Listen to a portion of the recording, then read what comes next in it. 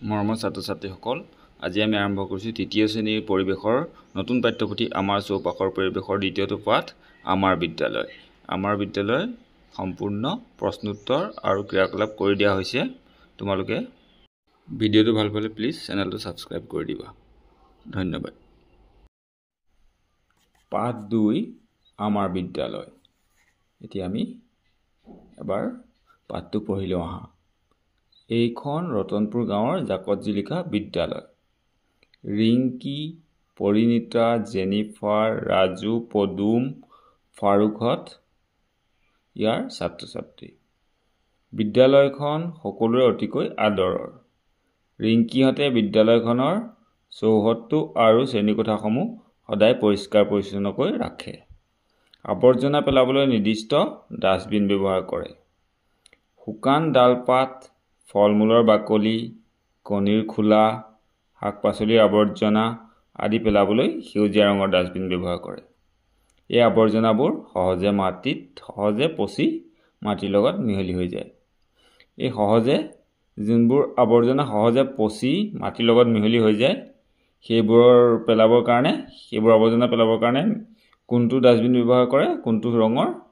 এই সেউজীয়া ৰঙৰ ডাষ্টবিনটো ব্যৱহাৰ কৰে। আনহাতে চকলেটৰ বাকলি, পেলনীয়া কাগজ, প্লাষ্টিকৰ বটল, স্কেলৰ টুকুৰা আদিৰ বাবে নীলা ৰঙৰ ডাষ্টবিন ব্যৱহাৰ কৰে। এইবোৰ যোনবোৰ সহজে পচি নাযায়, তেনেকুৱা বস্তু পেলাবৰ কাৰণে এই নীলা ৰঙৰ ডাষ্টবিন ব্যৱহাৰ কৰে। এই আৱৰ্জনাবোৰ পুনৰ ব্যৱহাৰ কৰি কিছুমান নতুন বস্তু তৈয়াৰ কৰিব পাৰি। এই আৱৰ্জনাবিলাক পেলাই নিদি পেলাই কিছুমান সেইবিলাকৰে নতুন বস্তু ব্যৱহাৰ কৰিব পাৰি। এইদৰে নতুন বস্তু তৈয়াৰ কৰাৰ প্ৰক্ৰিয়া পুনৰ ব্যৱহাৰ বুলি কোৱা হয়। তোমালোকে তেনেকুৱা আৱৰ্জনাৰে কিবা নতুন বস্তু বনাই পাইছানে? চাবাচোন তেনেকুৱা আৱৰ্জনাৰে কি বনাব পাৰি, যেনে ৰঙা নীলা কাগজৰে, প্লাষ্টিকৰ বটলেৰে, চকলেটৰ বাকলি এইবিলাকৰে নতুন কিছুমান বস্তু বনাব পাৰি। বিদ্যালয়ৰ এঠাইত গাঁত খান্দি গছৰ ডালপাত আদি পেলোৱা হয়। সেইবোৰ তাতে পচি সাৰ হয়। ইয়াকে পচন সাৰ বুলি কয়। ৰিংকিহঁতে এনে পচন সাৰ গছৰ পুলি, ফুলৰ পুলি আদি ৰুওঁতে ব্যৱহাৰ কৰে। বিদ্যালয়ৰ যিবোৰ গছৰ ডালপাত এইবিলাক আৱৰ্জনাবোৰ হয়, সেইবোৰ নি পেলাই ক'ত পেলাইগৈ? এটা গাঁতত পেলায় আৰু সেইবোৰ তাতে পচি পেলাই পচন সাৰ হয়। গছৰ ডালপাত আৰু ধৰি লোৱা এই খোৱা বস্তুৰ যিবোৰ পেলনীয়া, শাক-পাচলিৰ যিবোৰ অংশ খোৱা নহয়, সেই তেনেকুৱা অংশবিলাক নি পেলাই সেই গাঁতত পেলাই থ'লে সেইখিনি পচি পেলাই কি হয়? পচন সাৰ হয়। আৰু সেই সাৰ ফুলৰ পুলি, গছ পুলি আদিত দিব পাৰি। তেতিয়া সেইবোৰ লহপহকৈ বাঢ়ি আহে।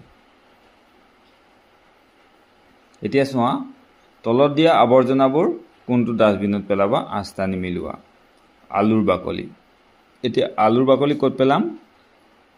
যিবোৰ সহজে পচি মাটিৰ লগত মিলি হয়, সেইবোৰ ক'ত পেলাব বুলি কৈছিলোঁ অথনি পঢ়িছিলোঁ আমি।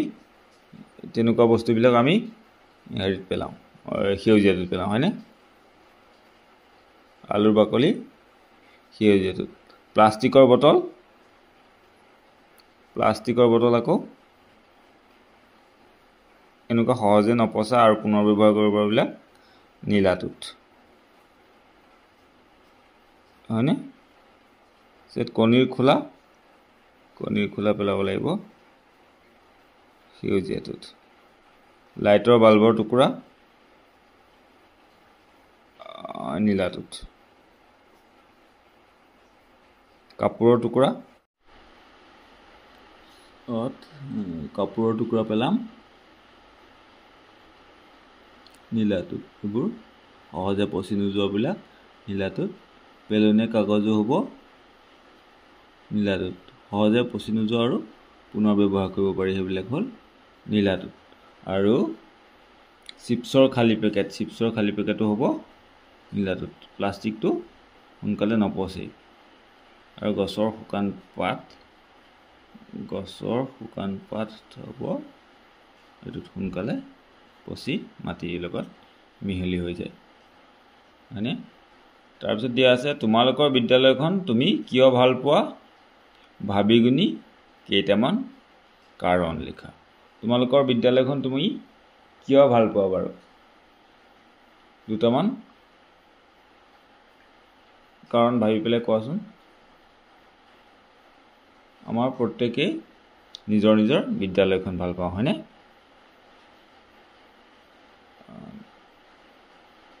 আমাৰ বিদ্যালয়খন নিজে ভাল পোৱাৰ কাৰণ হ'ল বিদ্যালয়খনৰ ছাৰ বাইদেউসকলে আমাক ধুনীয়াকৈ পঢ়ায় আৰু মৰম কৰে হয়নে বিদ্যালয়খন আমাৰ আপোন আৰু বিদ্যালয়খনত আমি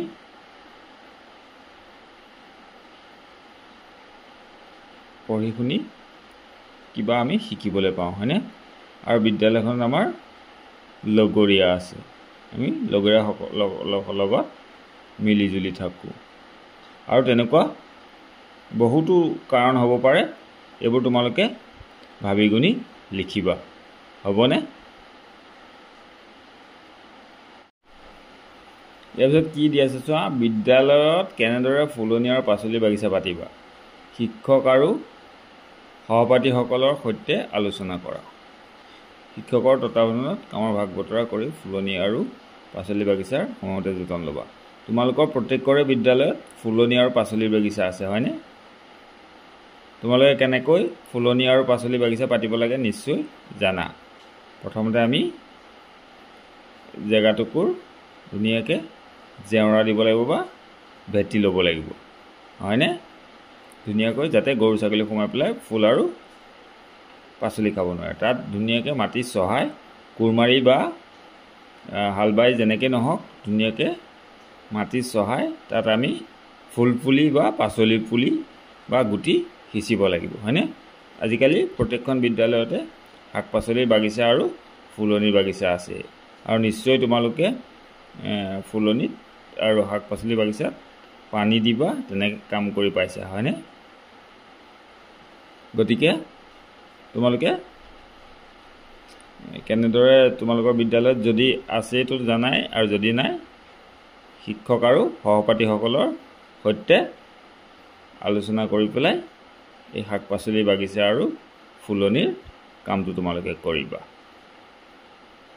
ইয়াৰ পিছত আছে পচন সাৰ কিদৰে তৈয়াৰ কৰিব পাৰি পচন সাৰ ব্যৱহাৰৰ উপকাৰিতাসমূহ কি কি এতিয়া আমি পঢ়িবলৈ পাইছিলোঁ হয়নে পচন সাৰ কেনেকৈ তৈয়াৰ কৰিব পাৰি পচন সাৰ যদি আমি গাঁত এটা খান্দি পেলাই তাত গছৰ যিবিলাক ডালপাত সেইবোৰ যদি পেলাই থওঁ আৰু আমি স্কুলত যিবোৰ খাদ্য খাবলৈ ব্যৱহাৰ কৰোঁ তাৰ যিবিলাক ব্যৱহাৰ নোহোৱাকৈ থাকি যোৱা বস্তু যেনে আলুৰ বাকলি তেনেকৈ শাক পাচলিৰ পেলনীয়া অংশটো কি কৰিব পাৰি সেই গাঁতত পেলাই থৈ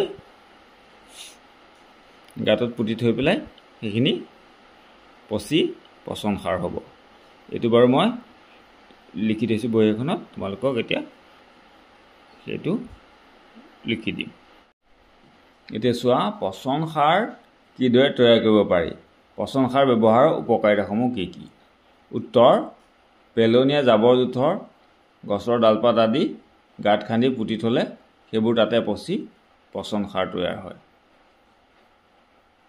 এতিয়া পচন সাৰ ব্যৱহাৰৰ উপকাৰিতাসমূহ পচন সাৰ ব্যৱহাৰ কৰিলে খেতিৰ উৎপাদন বাঢ়ে এতিয়া পচন সাৰ ব্যৱহাৰ কৰিলে মাটিৰ গুণমান উন্নত কৰে পচন সাৰ ব্যৱহাৰ কৰি উৎপাদন কৰা শস্য বা শাক পাচলি জীৱদেহৰ বাবে অপকাৰী নহয়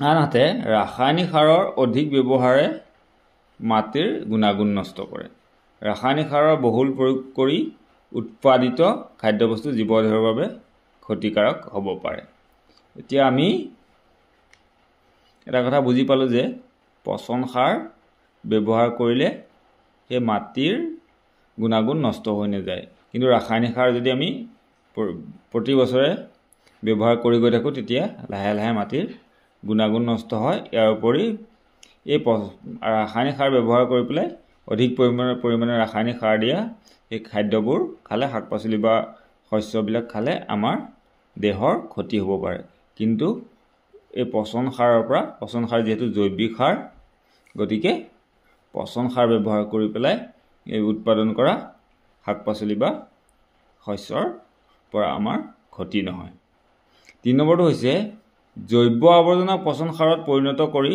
তৈয়াৰ কৰাৰ বাবে আৱৰ্জনা কমে ফলত প্ৰদূষণ কম হয় এতিয়া আমি এই পেলনীয়া বস্তুবোৰ য'তে ত'তে পেলাই দিয়াৰ ফলত কি হয় সেইবোৰৰ পৰা গোন্ধ ওলাই পৰিৱেশ প্ৰদূষিত হয় আৰু সেইবোৰ যদি আমি পুতি থৈ পেলাই ধুনীয়াকৈ পচন সাৰ কৰোঁ সেইবোৰৰ প্ৰদূষণো কমিল আৰু সেইবোৰৰ পৰা সাৰো হ'ল সেইকাৰণে কৈছে পচন সাৰৰ ব্যৱহাৰৰ দ্বাৰা পৰিৱেশ অনুকূল কৃষিৰ বিকাশ ঘটে পচন সাৰৰ ব্যৱহাৰ কৰিলে আমাৰ কি হয় পৰিৱেশৰ কোনো ক্ষতি নহয় আৰু লগতে আমি উৎপাদনো ভাল পাব পাৰোঁ আৰু মানুহৰ দেহৰো কোনো ক্ষতি নহয় আৰু মাটিৰ গুণাগুণো নষ্ট নহয় তাৰপিছত চোৱা তোমালোকে জানানে পেলনীয়া কাগজ প্লাষ্টিকৰ সামগ্ৰী আদিৰে পুনৰ কামত অহা বস্তু কিছুমান সাজি ল'ব পাৰি যেনে পেলনীয়া কাগজৰ পৰা কাগজৰ ফুল মালা কলাজ আদি এই পেলনীয়া কাগজ প্লাষ্টিকৰ সামগ্ৰী এইবিলাক পেলাই নিদি পেলাই কি কৰিব পাৰোঁ আমি কিছুমান আকৌ পুনৰ কামত অহা কিছুমান বস্তু সাজিব পাৰোঁ ইয়াত ছবিত দিয়া আছে চোৱা প্লাষ্টিক বটলৰ পৰা কেনেকৈ কলম বা তেনেকুৱা কাঠ পেঞ্চিল থোৱা ধুনীয়াকৈ সঁজুলি তৈয়াৰ কৰি লৈছে ঠিক তেনেদৰে এইটো ফুলদানি তৈয়াৰ কৰি লৈছে হয়নে ঠিক তেনেকৈ এইটো এডাল মালাও তৈয়াৰ কৰিছে এইটো প্ৰকল্প আছে 2-3 জনীয়া দলত ভাগ হৈ পেলাই তোমাৰ ঘৰ বা বিদ্যালয় পেলনীয়া কাগজ কাপোৰ আদিৰে কিছুমান বস্তু সাজা যেনে চকৰি নাও পুতলা আদি এইবোৰ তোমালোকে সাজিবলৈ চেষ্টা কৰিবা শিক্ষক আৰু ডাঙৰৰ সহায় ল'বা কাগজৰ নাও চকৰি পুতলা এইবিলাক সাজিব পাৰিবা তাৰপিছত দিয়া আছে ক্ৰিয়াকলাপ 2 তোমালোকৰ বিদ্যালয়ৰ চৌহদত আৰু তাৰ কাষত পৰি থকা পেলনীয়া বস্তুবোৰ চাই তলত দিয়া ধৰণে তালিকা প্ৰস্তুত কৰা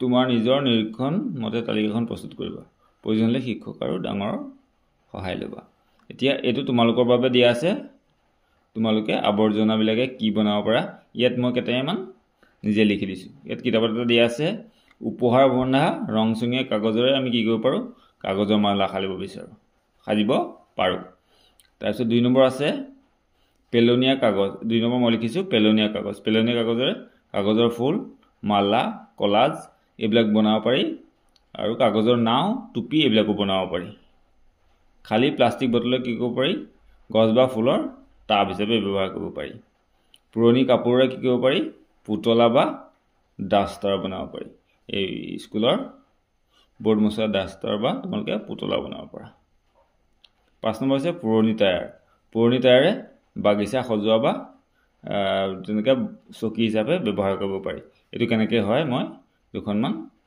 ছবি দেখুৱাই দিম আৰু কলাজ কেনেকৈ তৈয়াৰ কৰা হয় তাৰো দুখনমান ছবি মই ইয়াত দেখুৱাই দিম তোমালোকক চোৱা পেলনীয়া কাগজৰে কেনেদৰে কলাজ প্ৰস্তুত কৰিব পাৰি এইবোৰ চোৱা এনেধৰণে বিভিন্ন বস্তু সাজিব পাৰি পেলনীয়া কাগজৰে কিমান ধুনীয়া লগা কিছুমান ছবিৰ দৰে তেনেকুৱা ধৰণৰ বস্তু সাজিব পাৰিছোঁ আৰু এই পেলনীয়া টায়াৰেৰে কেনেকৈ ফুলনিত বহা চকী ফুলৰ টাবৰ দৰে ব্যৱহাৰ কৰিব পাৰি চকী হিচাপে ব্যৱহাৰ কৰিব পাৰি চোৱা এনেধৰণে কিমান ধুনীয়াকৈ পুৰণা টায়াৰবিলাক ব্যৱহাৰ কৰিব পাৰি সেইবোৰ আৱৰ্জনাবোৰ কিমান সুন্দৰকৈ ব্যৱহাৰ কৰিব পাৰি ইয়াৰ পিছত চোৱা ৰিংকিহঁতৰ বিদ্যালয়খনৰ উত্তৰ দিশে এখন পাহাৰ আছে দক্ষিণ দিশত এখন ফুলনি আৰু বিদ্যালয়লৈ সোমোৱা গেটখন আছে পূব দিশত এখন পাচলি বাগিচা আৰু এজোপা ডাঙৰ আহঁত গছ আছে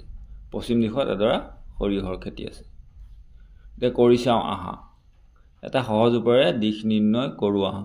ৰাতিপুৱা সূৰ্যটোৰ ফালে মুখ কৰি হাত দুখন দুইফালে মেলি দিয়া। তোমাৰ সন্মুখৰ ফালে পূব আৰু পিঠিৰ ফালে হ'ব পশ্চিম।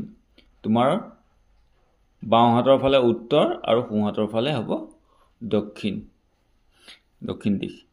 এতিয়া কি কৰিবলৈ কৈছে, তোমাৰ ৰাতিপুৱা সূৰ্যটো ওলোৱাৰ ফালে মুখ কৰিবা। মুখ কৰি পেলাই থিয় হৈ হাত দুখন মেলি দিবা। হাত দুখন মেলি দিয়াৰ পিছত এতিয়া তোমাৰ সন্মুখৰ ফালে সূৰ্য যোনফালে ওলাই ৰাতিপুৱা সেইফালে হ'ল পূব দিশ। আৰু তেতিয়া তোমাৰ পিঠিফালে কি হ'ব, তোমাৰ পিছফালে হ'ব পশ্চিম। আৰু বাওঁ হাতৰ ফালে কি দিশ হ'ব, বাওঁ হাতৰ ফালে উত্তৰ দিশ আৰু সোঁ হাতে হ'ব দক্ষিণ দিশ। এতিয়া ইয়াত দিয়া আছে দিশ প্ৰধানকৈ 4টা, পূব, পশ্চিম, উত্তৰ আৰু দক্ষিণ। দিশ কেইটা বুলি ক'লে 4টা, আৰু কি কি, পূব, পশ্চিম, উত্তৰ আৰু দক্ষিণ। সূৰ্যটো সদায় পূব দিশত ওলাই আৰু পশ্চিম দিশত মাৰ যায়। সূৰ্য সদায় পূব দিশত ওলাই আৰু পশ্চিম দিশত মাৰ যায়। ক্ৰিয়াকলাপ 3, তোমাৰ বিদ্যালয় আৰু ঘৰৰ 4টা দিশত কি কি আছে তলৰ তালিকাখনত লিখা। এতিয়া এইটো তোমাৰ বিদ্যালয় আৰু তোমাৰ ঘৰৰ চাৰিওফালে কি কি আছে সেইটো তোমালোকে নিজৰ নিজৰ বিদ্যালয় আৰু ঘৰৰ চাৰিওফালে কি আছে সেইটো লিখিবা। সকলোৰে বেলেগ বেলেগ হ'ব, সেইকাৰণে মই এইটো লিখি দিয়া নাই। উত্তৰ ফালে তোমাৰ বিদ্যালয়ৰ উত্তৰ ফালে কি আছে লিখিবা, দক্ষিণ ফালে কি আছে লিখিবা, পূব ফালে কি আছে লিখিবা, আৰু পশ্চিম ফালে কি আছে লিখিবা। হয়তো কাৰোবাৰ উত্তৰ ফালে হয়তো ৰাস্তা থাকিব পাৰে, কাৰোবাৰ গেট থাকিব পাৰে, হয়নে, কাৰোবাৰ ফুলনি বাগিচা, শাক পাচলি বাগিচা এনেকৈ থাকিব পাৰে। তেনেকৈ তোমাৰ ঘৰৰ সন্মুখত হয়তো ঘাইপথ, ৰাষ্ট্ৰীয় ঘাইপথ থাকিব পাৰে, বা তোমাৰ গাঁৱলৈ সোমোৱা পথো থাকিব পাৰে, বা ঠিক তেনেকৈ আৰু তোমালোকৰ চাৰিওফালে যি আছে সেইটো তোমালোকে লিখিবা। পূব, পশ্চিম, উত্তৰ, দক্ষিণ আটাইকেইটা দিশত কি আছে সেইটো লিখিবা। ইয়াৰ পিছত চোৱা, ৰিংকীহঁতৰ ঘৰৰ পৰা বিদ্যালয় যোৱা বাটতে পৰিণীতাহঁতৰ ঘৰ। দুয়োজনী একেলগে বিদ্যালয়লৈ খোজকাঢ়ি অহা যোৱা কৰে। ৰাজহাড়ৰ সমস্যাৰ বাবে বাবুলে হুইল চেয়াৰ ব্যৱহাৰ কৰে। বিদ্যালয়লৈ অহা যোৱা কৰোঁতে ৰিংকীহঁতে তাক সহায় কৰে। বাবুলে বৰ সুন্দৰকৈ ছবি আঁকি আৰু বাঁহী বজায়। আজৰি সময়ত ৰিংকীহঁতে প্ৰায়েই বাবুলৰ পৰা ছবি আঁকিবলৈ আৰু বাঁহী বজাবলৈ শিকে। এতিয়া হয়নে, ইজনে সিজনৰ লগত আমি মিলিজুলি থাকিব লাগে আৰু ইজনে সিজনক সহায় কৰিব লাগে, হয়নে। এতিয়া বাবুলে ৰাজহাড়ৰ বিষৰ বাবে, ৰাজহাড়ৰ সমস্যাৰ বাবে কি কৰে, বাবুলে হুইল চেয়াৰত যায় আৰু তেওঁক ৰিংকীহঁতে সহায় কৰে।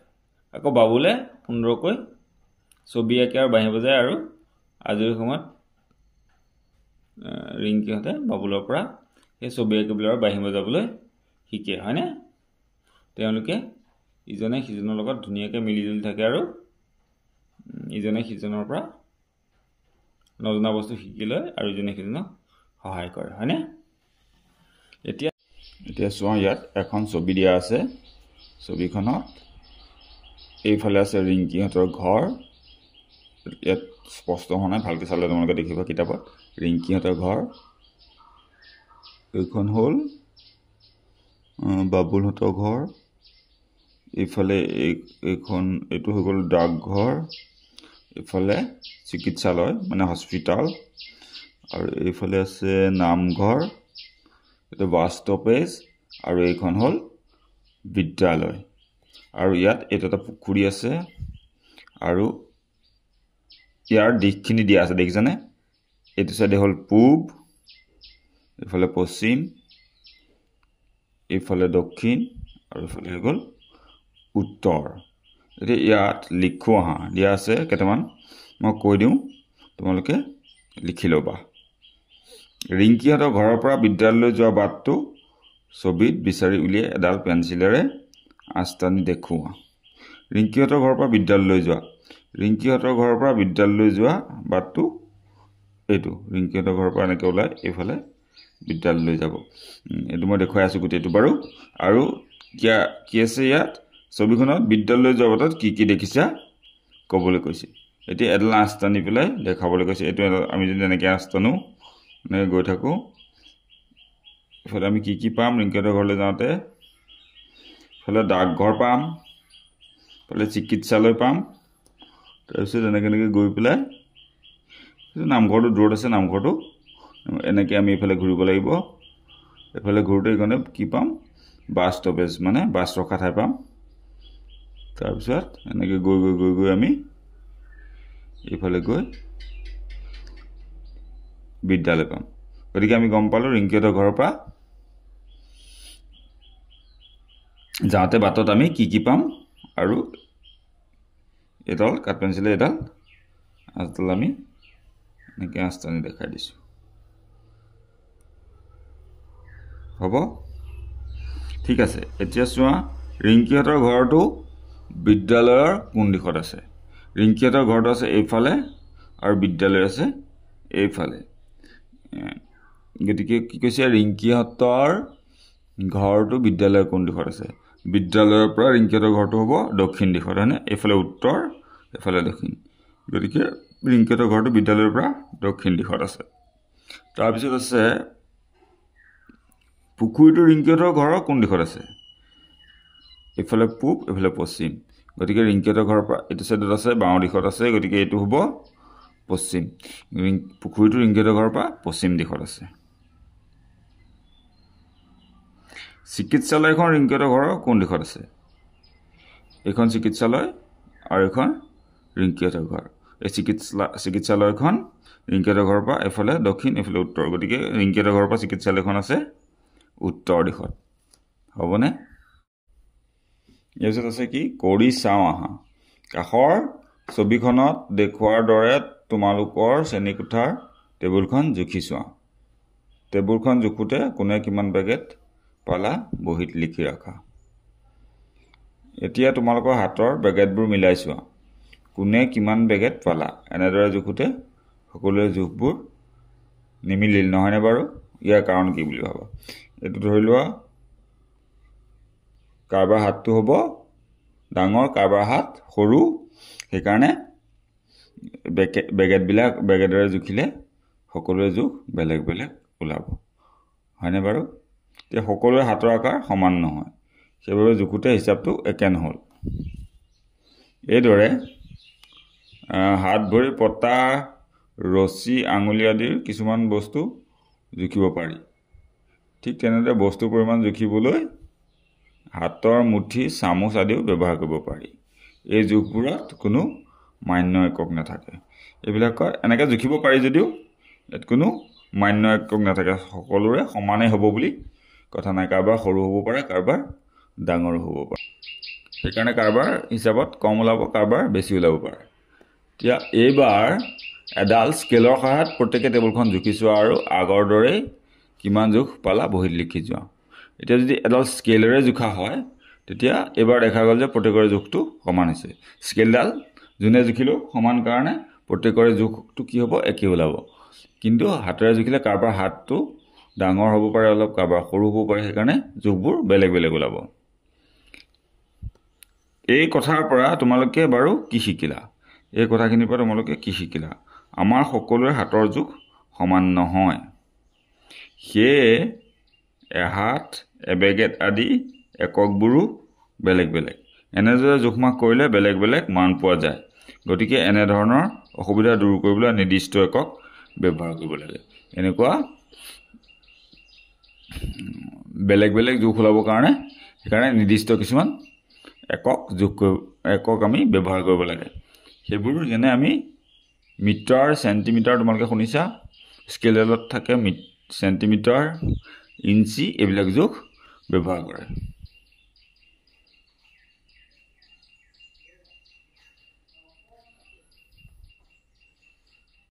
চোৱা, 1 নম্বৰ দিয়া আছে উত্তৰ লিখা। ক, দিশ কেইটা আৰু কি কি? এইটো উত্তৰ আমি লিখি দিছোঁ। দিশ কেইটা আৰু কি কি? উত্তৰ দিশ 4টা, পূব, পশ্চিম, উত্তৰ আৰু দক্ষিণ। ইয়াৰ পিছত আছে তোমালোকৰ বিদ্যালয়ৰ চাৰিসীমাত কি কি আছে লিখা।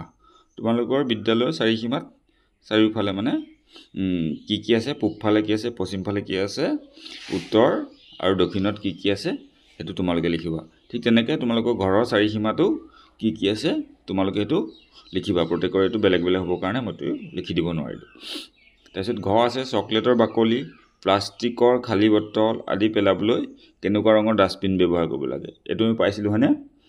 যিবোৰ বস্তু সহজে পচি নাযায় আৰু পুনৰ ব্যৱহাৰ কৰিব পাৰি সেইবোৰ আমি নীলা ৰঙৰ ডাষ্টবিনত থ'ব লাগে। 2 নম্বৰ চোৱা, খালী ঠাই পূৰ কৰা। সূৰ্যটো সদায় পূব দিশত ওলাই আৰু পশ্চিম দিশত মাৰ যায়। এইটো এনেকৈ লিখিব লাগিব।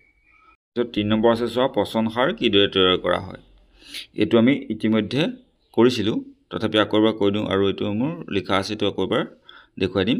পচন সাৰ গছৰ ডালপাত, শাক পাচলিৰ বাকলি এইবোৰ আমি পুতি থৈ গাঁত খান্দি পুতি থৈ আমি পচন সাৰ তৈয়াৰ কৰিব পাৰোঁ। তাৰপিছত পেলনীয়া কাগজৰ পৰা কি বস্তু সাজিব পাৰি এইখিনি মই লিখি থৈছোঁ, এবাৰ দেখুৱাই চাই লওঁ ব'লা। এতিয়া পচন সাৰ কিদৰে তৈয়াৰ কৰিব পাৰি আমি লিখিছিলোঁ, পেলনীয়া জাবৰ জোঁথৰ গছৰ ডালপাত আদি গাঁত খান্দি পুতি থ'লে সেইবোৰ তাতে পচি পচন সাৰ তৈয়াৰ হয়। এইখিনিলৈকে লিখিলেই হ'ব। এইটো মই আগৰ প্ৰশ্নৰ উত্তৰত কৰি দিছিলোঁ হয়নে?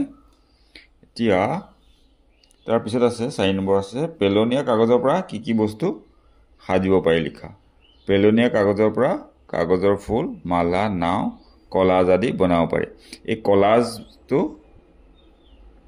মই ধুনীয়াকৈ ফটো দি দিছিলোঁ হয়নে আগত, সেইখিনি তোমালোকে একবাৰ ধুনীয়াকৈ চাই ল'বা।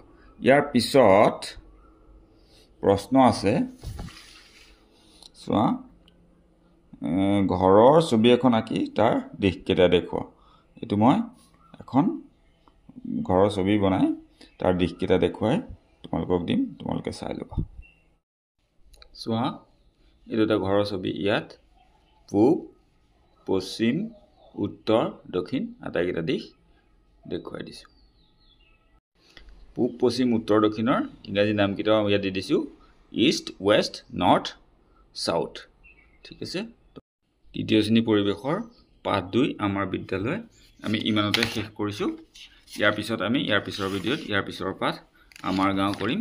তোমালোকে যদি ভিডিঅ'টো চাই ভাল পালা তেনেহ'লে পৰৱৰ্তী ভিডিঅ'সমূহৰ লিংক সোনকালে পাবৰ কাৰণে চেনেলটো ছাবস্ক্ৰাইব কৰিবা আৰু ন'টিফিকেশ্যন বেল আইকনটো দবাই দিবা। Thank U.